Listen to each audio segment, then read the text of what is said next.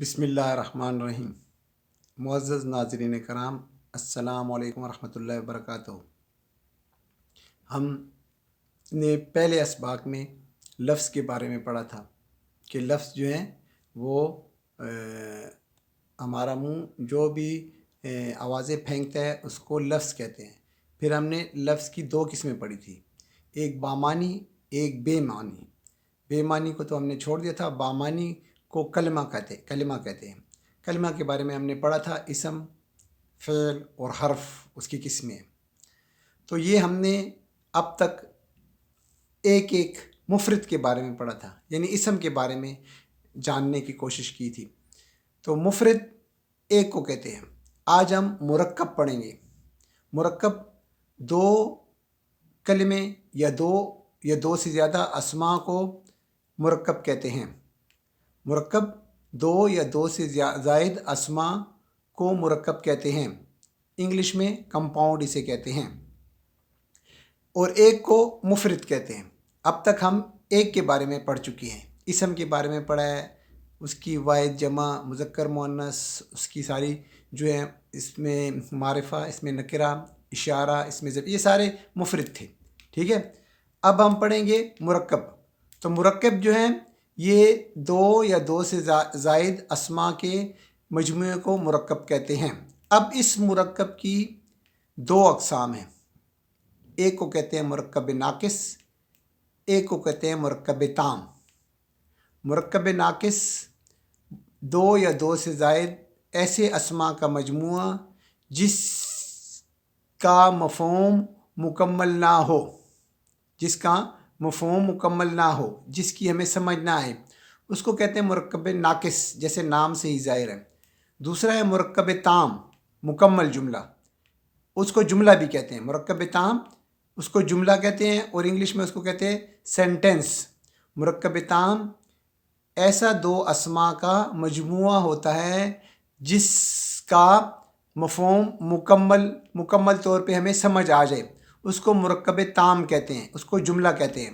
اب مرکب ناقص، مثال کے طور پہ ولد صادق، یہ مرکب ناقص ہے کیونکہ سچا لڑکا، اس میں ہمیں مکمل طور پہ مفہوم سمجھ نہیں آ رہا ہے کہ سچے لڑکے نے کیا کیا ہے، سو رہا ہے، اسکول جا رہا ہے، یا سچا لڑکا جو ہے کھیل رہا ہے، سچا لڑکا کھانا کھا رہا ہے، تو یہ مرکب ناقص ہے۔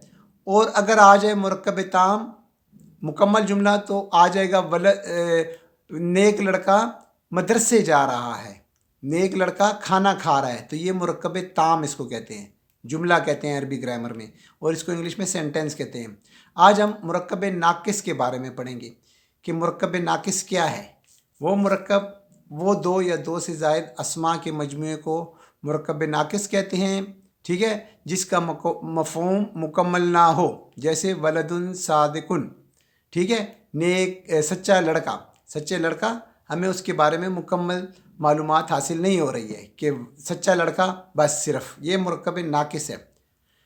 اب مرکب ناقص کی جو ہے چار اقسام ہیں، تو بہت ساری اقسام ہیں، لیکن مشہور اور جو اہم اور ضروری اس کی اقسام ہیں وہ چار ہیں۔ مرکب ناقص کی چار اقسام ہیں، اس کو ہم ایک ایک کر کے پڑھیں گے۔ پہلی قسم ہے مرکب توصیفی۔ مرکب توصیفی دو اسماء یا دو سے زائد اسماء کو اس کو کہتے ہیں جس میں ایک اسم دوسرے اسم کی اچھائی یا برائی بیان کر رہی ہو۔ مرکب توصیفی ایسے مرکب کو کہتے ہیں جس میں ایک اسم دوسرے اسم کی اچھائی یا برائی بیان کر رہی ہو، اس کو مرکب توصیفی کہتے ہیں۔ دوسرا مرکب اضافی۔ مرکب اضافی ایسے مرکب کو کہتے ہیں جس میں ایک اسم کی نسبت دوسرے اسم کی طرف ہو، اس کو مرکب اضافی کہتے ہیں۔ ایک اسم کی نسبت، تعلق کسی دوسرے اسم کی طرف ہو، اس کو مرکب اضافی کہتے ہیں۔ اس کو اس طرح بھی آپ سمجھ لیں کہ جس میں ملکیت کا اظہار ہو، ایک اسم مالک ہوگا اور دوسرا جو ہوگا وہ جو چیز ہوگی وہ اس کا مالک ہوگا. مثال کے طور پہ بیت اللہ ہے، بیت اللہ ہے اللہ کا گھر. تو اللہ کا گھر، یہ جو گھر ہے یہ اللہ کی طرف اس کو نسبت دی جا رہی ہے. تو جس کی طرف نسبت دی جاتی ہے اس کو مضاف الیہ کہتے ہیں، اور جس چیز کی نسبت دی جا رہی ہو تو اس کو مضاف کہتے ہیں. یہ انشاءاللہ ہم ڈیٹیل سے پڑھیں گے. پھر نمبر 3 مرکب اشاری.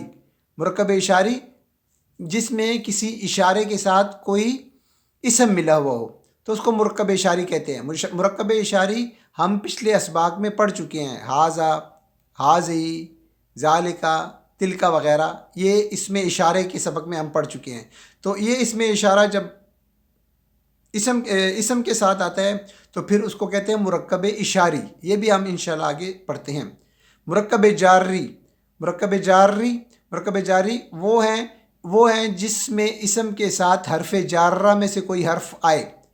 حرف کے بارے میں ہم پچھلے اسباق میں پڑھ چکے ہیں کہ حرف جو ہیں دو جملوں کو آپس میں ملانے کے کام آتا ہے. یا وہ جو ہیں حرف جارہ کے بارے میں بھی ہم پڑھ چکے ہیں جو علی، پر، فی، میں، الی کی طرف، من جو ہیں وہ سے. یہ حرف جار کے بارے میں ہم کچھ پہلے بھی پڑھ چکے ہیں، یہ ہم انشاءاللہ مرکب جاری میں بھی پڑھیں گے. اور ایک بات اس کے بارے اپنے ذہن میں رکھ لیں کہ جب اس میں جارہ میں سے، یعنی اس جس میں جارہ میں سے جب کوئی کسی اسم کے ساتھ ملتا ہے تو وہ ملنے والے اسم کو حالت رفع سے حالت جر میں کر دیتا ہے، بنا دیتا ہے. مثال کے طور پہ من السماء، من جو ہے یہ حرف جارہ میں سے آیا ہوا ہے. تو یہ جب اس کے بعد جو اسم آئے گا وہ حالت رفع سے اس کو تبدیل کر کے حالت جر میں لے آئے گا، اس کے نیچے زیر آ جائے گی. دیکھیں من السماء، آسمان سے، اے آ جائے گا. یا بسم اللہ، با جو ہے یہ بھی حرف جارہ ہے، تو با اسم کے ساتھ آئے گا تو اللہ کے نام کے ساتھ، تو بسم اللہ، میم کے نیچے زیر آ گئی ہے. اور ایک اور بات بھی اپنے ذہن میں رکھ لیں کہ جو اسم ہے اس کی اصل حالت جو ہے وہ حالت رفع میں ہوتا ہے. کتاب، قلم حالت رفع میں ہے. تو یہ سارے جو ہیں یہ حالت رفع میں ہوتے ہیں. تو یہ حرف جار جو ہوتا ہے، حرف جارہ اس کو کہتے ہیں، اور حرف جار اردو میں ہم اس کو کہتے ہیں. حرف جارہ میں سے جب کوئی حرف اسم کے ساتھ ملتا ہے تو اس کی حالت کو تبدیل کرتا ہے، اس کو حالت رفع سے حالت جر میں لے آتا ہے. من السماء، ٹھیک ہے، جس طرح من السماء کے ساتھ السماء کو اس کے حالت جر میں لے آیا ہے. یہ بھی انشاءاللہ ہم ڈیٹیل کے ساتھ اس کو پڑھیں گے. اب ہم مرکب توصیفی کے بارے میں پڑھتے ہیں. ان 4 اقسام میں سے پہلی قسم مرکب توصیفی ہے. انشاءاللہ ہم اس کے بارے میں مرکب توصیفی کے بارے میں پڑھتے ہیں ڈیٹیل کے ساتھ کہ مرکب توصیفی ہیں کیا. ٹھیک ہے. اب مرکب توصیفی کیا ہے؟ مرکب توصیفی جو ہے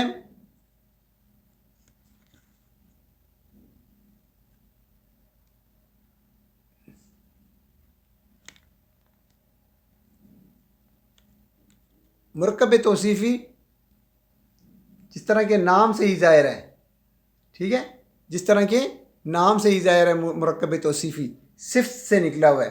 ٹھیک ہے.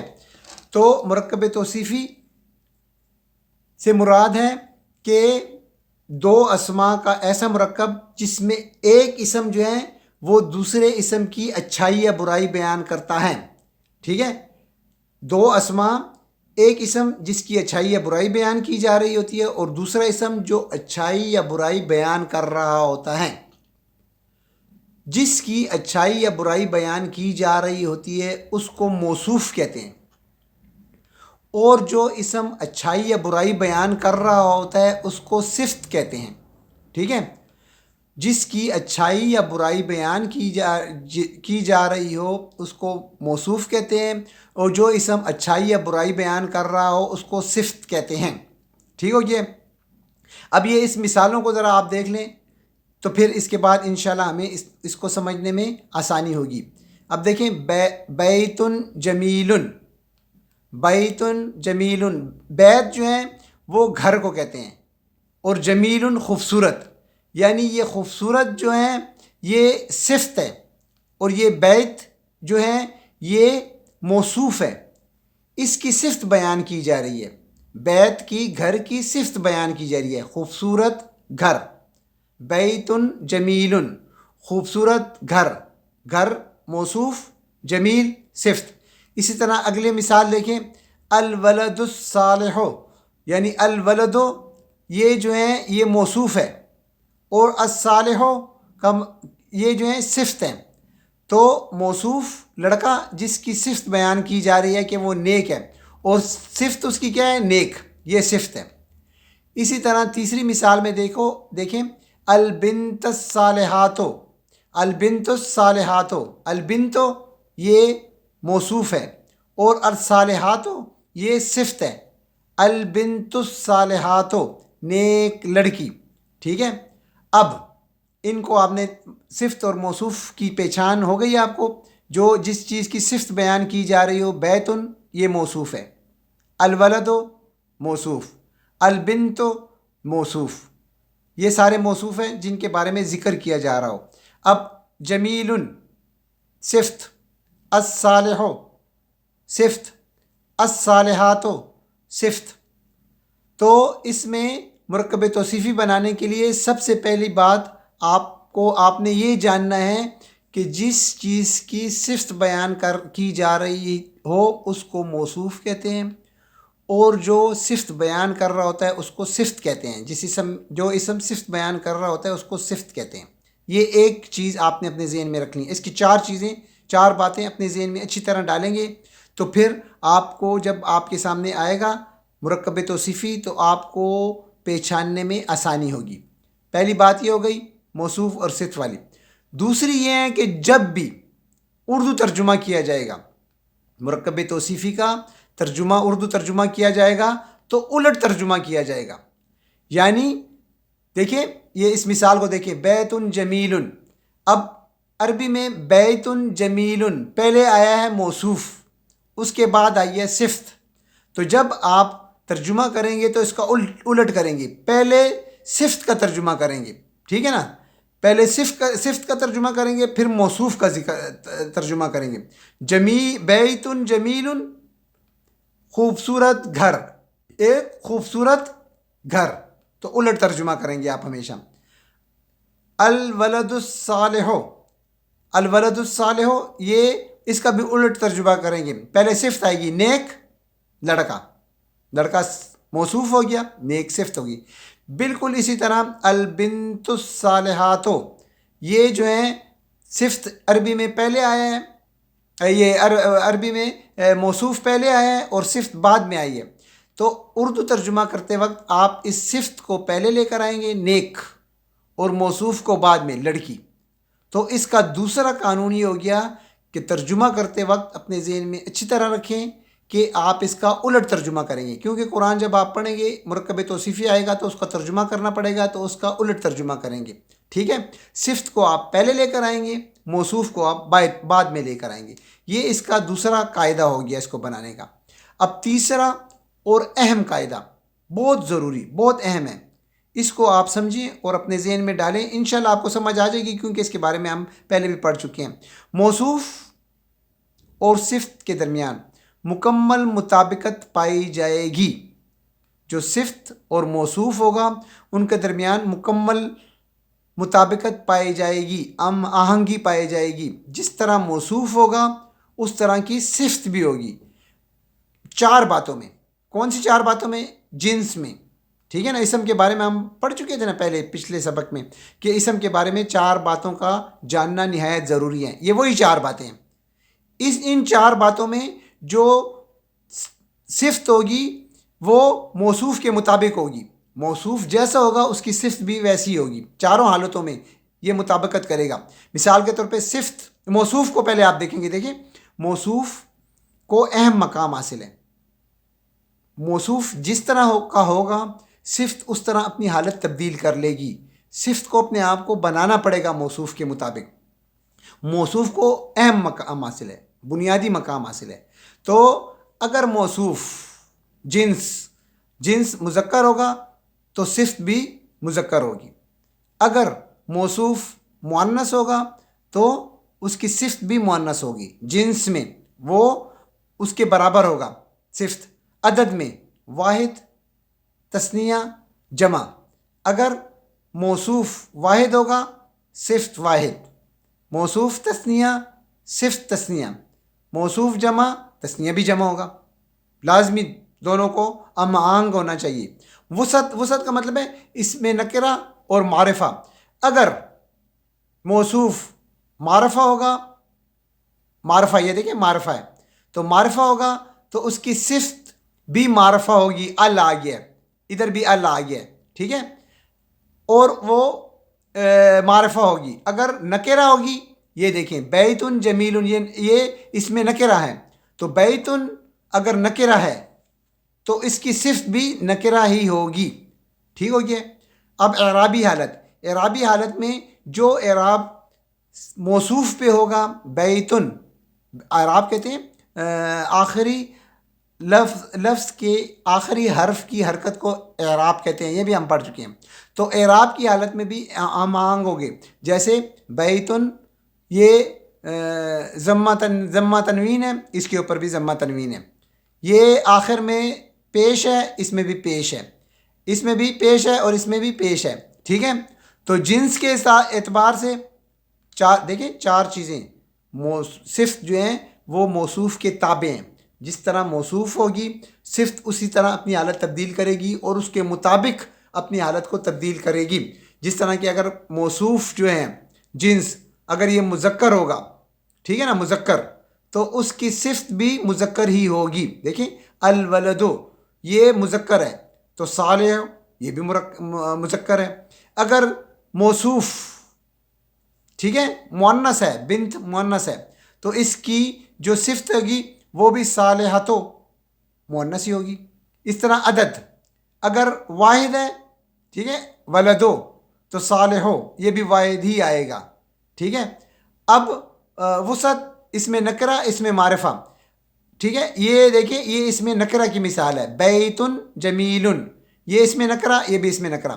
اس میں معرفہ الولدو، ال آ گیا ہے اور دال کے اوپر پیش آ گئی الولدو، تو یہ معرفہ ہے، اس کی جو صفت ہے وہ بھی معرفہ ہی ہوگی الصالحو. ٹھیک ہے نا. البنتو یہ بھی معرفہ ہے، ال آیا گیا نا اس کے ساتھ، تو اور تے کے اوپر پیش آ گئی البنتو، تو الصالحاتو یہ دو، تو جو ہو جائے گا البنت الصالحاتو. یہ چار حالت مکمل طور پہ ایک دوسرے کے مطابق ہوں گے. اور یہ بھی آپ ذہن میں یاد رکھ لیں کہ یہ جو صفت ہوتی ہے وہ موصوف کے تابع ہوتی ہے. اس میں مثال کو آپ دیکھ لیں، مثالوں کو آپ کو اچھی طرح سمجھ آ جائے گی. یہ مثال کو الولدو، اب یہ دیکھیں الولدو آ گیا، تو الولدو کیا ہے؟ مذکر ہے. پہلے ہم اس کو دیکھیں گے، مذکر ہے، مذکر ہے، ٹھیک ہے. الصالحو یہ بھی مذکر آ گیا. الولدو یہ یہ پہلے مذکر دیکھ لیا، پھر اس کی عدد دیکھیں گے. ٹھیک ہے. واحد ہے، تثنیہ ہے، جمع ہے، تو یہ واحد ہے، مذکر ہے، واحد ہے. الولدو. الصالحو یہ بھی مذکر آئے گا اور یہ بھی واحد ہی آ رہا ہے. پھر اس میں دیکھیں گے نکرہ ہے یا معرفہ ہے، تو دیکھ رہے ہیں آپ یہ کیا ہے؟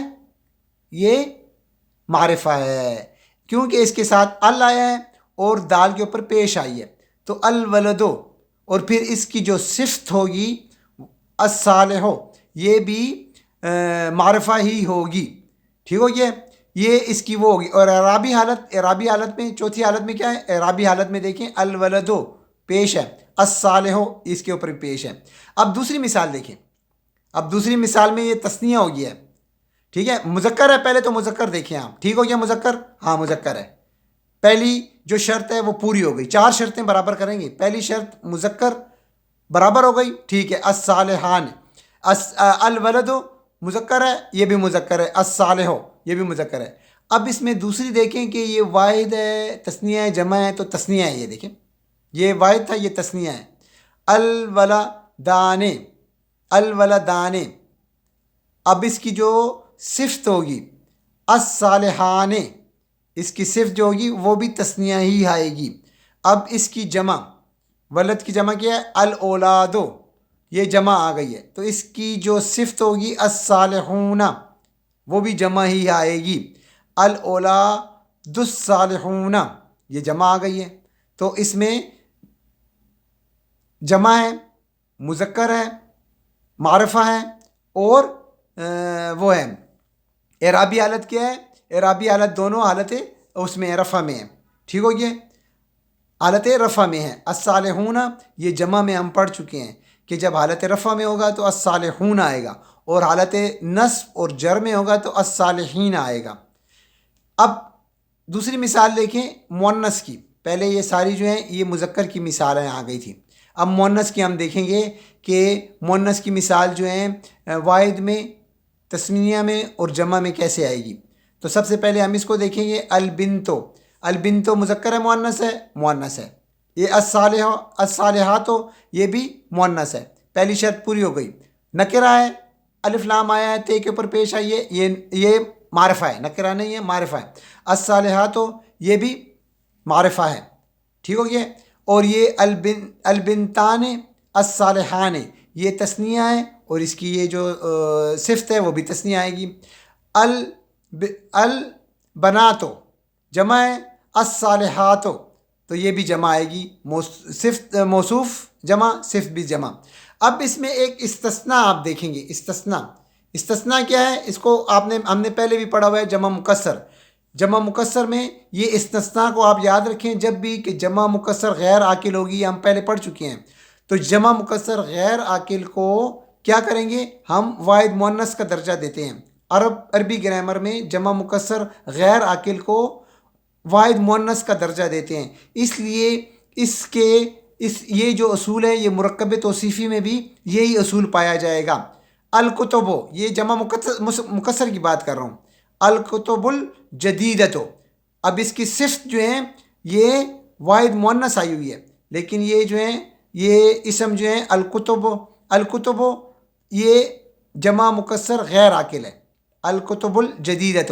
اس طرح ابواب یہ معرفہ، یہ نکرہ. ابواب مفتوحۃ کھلے دروازے.